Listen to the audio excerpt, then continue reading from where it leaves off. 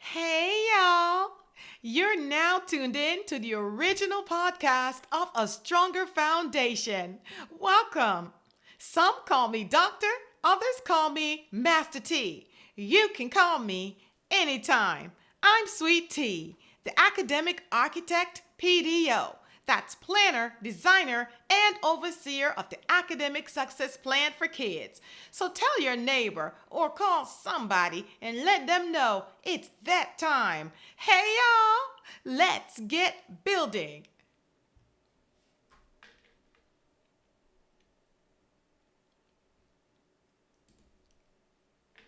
Hey, welcome to the Academic Architects, episode number 2, Parents Gambling with Their Kids' Education. So, thanks so much for meeting me here to continue our discussion. Let's talk. It's like I said in the preview. See, unless you have a concrete source of measuring your child's true academic standings, you are literally gambling with your child's education. Gambling is okay in some instances, but I believe that some things just are too important to leave to chance. That is your child's education. Now that we're all caught up, let's consider some scenarios. Scenario number 1. As your child reaches for the milk, you catch a glimpse of the expiration date. Now, 4 days expired, and suddenly you remember that you forgot to buy a fresh bottle of milk. In your mind, you can already visualize your child falling apart in a bitter tantrum if you dare try to stop them from drinking that milk with their favorite cereal. Let's call this the inevitable versus good luck, and you'll see why. So, as you contemplate the best action to take, you consider the consequence of consuming bad milk. So, your child will get a wicked tummy ache, which is sad, but then you figure it out in your mind and justify that it's an easy fix with a small dose of Pepto-Bismol and problem will be solved with no real harm done. Here's my disclaimer. Sweet Tea, the academic architect, is not telling you to give your child bad milk. Don't do it. Okay, so here's our second scenario. 2 days of non-stop rain has produced an epic mud puddle, and your child must, with a capital M, play in that puddle. You must choose your battle. And so you contemplate the consequence of an outbreak of ringworm, the inevitable versus the chance of escaping that faith with good luck. In your mind, you rationalize the consequence of the child getting an outbreak of ringworm. All the while, you hope your child is lucky and not get ringworms at all. But you justify your decision by considering that ringworms are fairly easy to cure with multiple applications of over the counter Lotrimin. So you quickly decide to avoid an angry child and you give in. Disclaimer: academic architect is not telling you to allow your child to play in dirty water. Do not let your child play in dirty mud. Let's move on. Third scenario. You're driving to Disney and the kiddos can't wait another minute to be there. But with 7 miles left to drive, your low gas light flashes on. The inevitable versus good luck. You decide to take a chance and drive on. But then you notice a smell of gasoline, and shortly after, begin to see smoke coming from the engine of the vehicle. You quietly contemplate the possible consequences. Do I just go for it? Stop it. You wouldn't dare take such a chance because the consequence is far too great. So, to summarize, even though it is bad to gamble with old milk and ringworms, the consequences in each of those cases are equally reversible.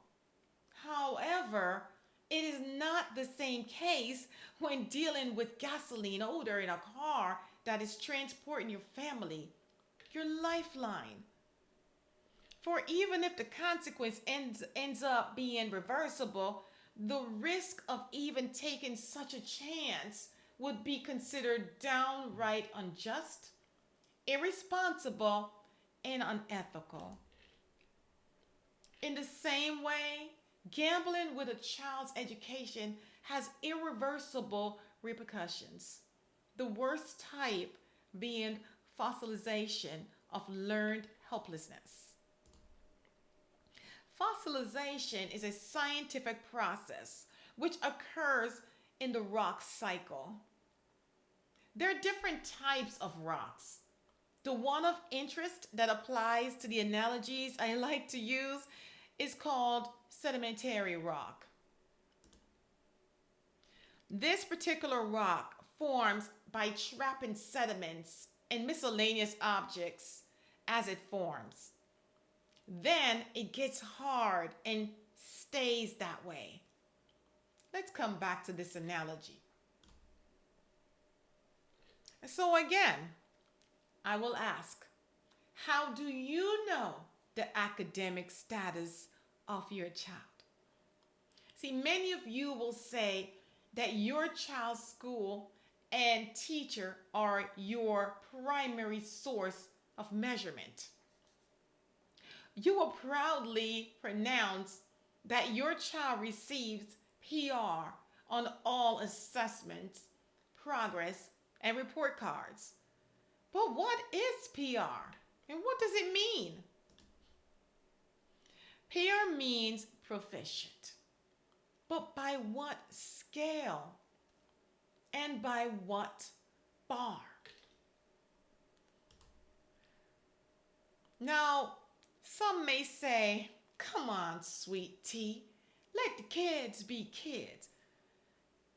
And I am in full support of that idea. The part that concerns me, however, is what is normally meant by letting the kids be kids. It means let the kiddos learn whatever they can from the classroom teacher. Complete only the suggested homework, which usually entails less than 30 minutes of home practice. It means you are so fascinated with the child that it clouds your better judgment, causing you to just say yes to any and everything. Say yes to junk food and fast food at every request, knowing the detrimental effects on the child's future health due to malnourishment of the cells. Say yes to allowing the child to stay up mad hours, knowing that growing kids require a limited number of sleep hours to stay healthy. Say yes to releasing the child from academic obligations like reading at least 45 minutes a day, knowing it reduces areas of struggle. Am I suggesting that the child work in school from 8 to 2 p.m., then come home to an additional 4 hours of hammering? Absolutely not. I'm suggesting that you provide balance for the child and allow them to have a fair chance in life and be able to follow any path they choose and be capable of pursuing it. See, too often kids arrive at their destinies in life unprepared and must turn away to an alternative path due to their lack of a strong academic foundation. The academic success plan for kids embraces the concept of a well balanced childhood, which includes time to prepare for the future, a combination of fun and learning equally balanced. Here's a truth moment. When a child is not held at a stringent guideline when they are young, they develop learned helplessness. And like the sedimentary rock, they become fossilized and hardened over time. See, then at the start of grade 6, when real grades begin to appear on report cards versus X's and pounds and PR, the parent gets concerned. But then it's too late because at that moment, it's just like a parent trying to reteach a teenager new expectations after their personalities have already been set in stone like that sedimentary rock. Listen, it's awfully cute how kids seems to know exactly who they are and what they want to become. But even if the child has embraced a particular field they would like to pursue, they do not know how to prepare to enter that field. Meanwhile, you hear many parents declaring, my child's gonna be a doctor. My child's gonna be a veterinarian. Mine's gonna be an astronaut. And if you ask them what they're doing to make that child's dream a reality, they'll proudly declare, well, I send them to school and they get a PR. This is educational gambling 101. Parents, even if your child seems to know what they want to be when they grow up,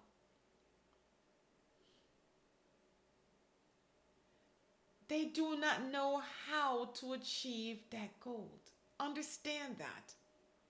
They need the adults in their lives to keep the authoritative role regarding their education, regardless of how independent they seem to be.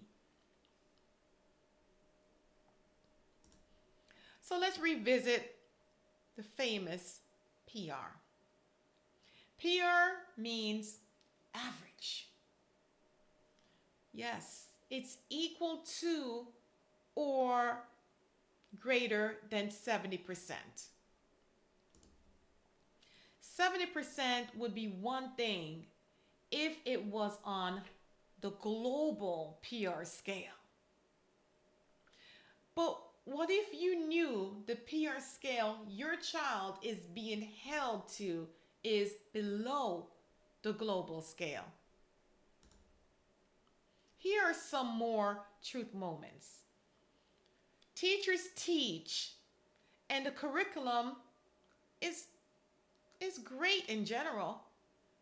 But when students do not master certain skills, those skills are passed over into what I call a holding box, which eventually gets full.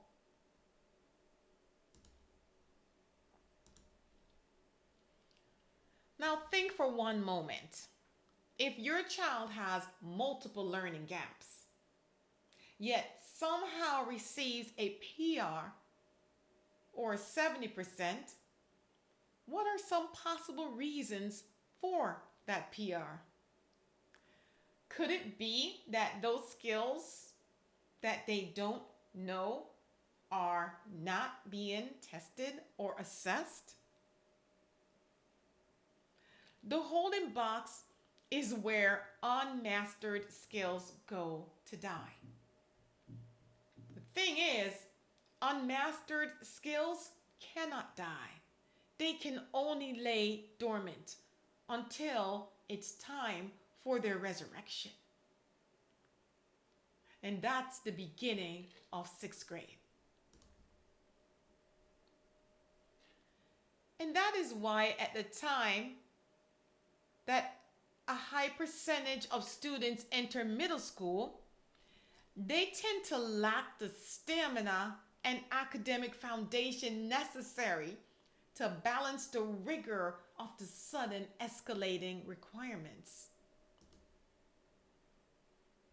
What's unfortunate for the child is that this is also that stage in their life when their rigor radar takes a drastic tilt towards the social arena, where fitting in and finding themselves becomes a dominating distraction, in which, if they didn't already have a strong academic foundation, this period will surely be a significant life changer. It's essential for parents to introduce rigor to a child's academic experiences at the earliest possible stage, because children are resilient. Let me tell you what I know. Children can do anything they set their minds to. And most importantly, they can accomplish anything an adult tells them that they can. That puts power in a parent's hand. So tell everyone you know that of all the things that may be gambled with in life, a child's education should never be amongst those options. Thank you so much for listening.